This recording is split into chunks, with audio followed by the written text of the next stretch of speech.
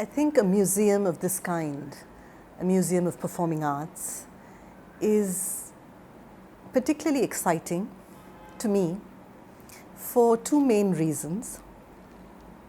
One, it is an attempt to acknowledge, to celebrate an extraordinary heritage that belongs not just to us. It belongs to the world, and I think we often don't admit that even to ourselves. The fact that this is really a global treasure. It is an international legacy, not just a regional one, not just a local one. And it's important to value it as such and to view it as such. And so I think a museum of this kind becomes an intervention in that regard. Also, we, I think, are often given in this culture, and perhaps this is true of many other post-colonial contexts as well, we are often given to denying or denigrating or disparaging, devaluing certain aspects of our past.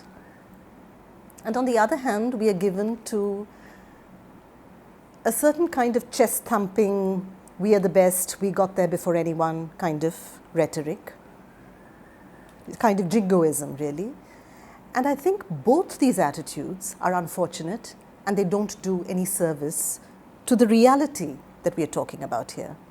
So I think a museum of this kind becomes meaningful, it becomes a thoughtful project because it is an attempt to collectively remember, retrieve, celebrate, but also explore a past. And I think we need to do that in order to truly inhabit the present. So I think that's perhaps, to my mind, the most significant aspect of a project like this. The other thing is that I think in popular perception, a museum is really a dead space. That's how many people tend to look at museums. They look at them as a static arrangement of artifacts, a kind of staid, unimaginative public institution. But when you speak of a museum of performing arts, you're speaking on the one hand of the archival value of things, which a museum by definition recognizes, and you're also talking about the performing arts, which by definition are dynamic, which by definition are about playing with time, the notion of time, in all kinds of radical and surprising ways. So to bring together the idea of what one would regard as the timeless with what is temporal, what is immediate, bringing these two ideas together in conversation fascinates me.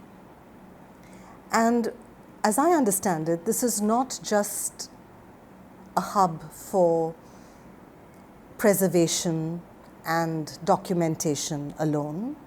It's also about dissemination, it's also about education, it's also about performance, it's about conversation, it's about rehearsal, it's about inter-arts dialogue, it's about intellectual exchange.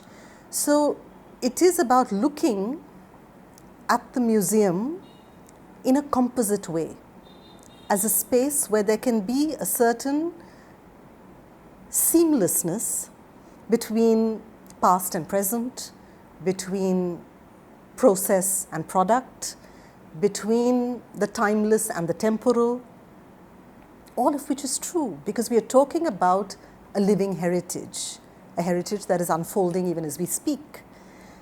I think that to me is what makes a project like this so exciting. I'm curious to see how it unfolds.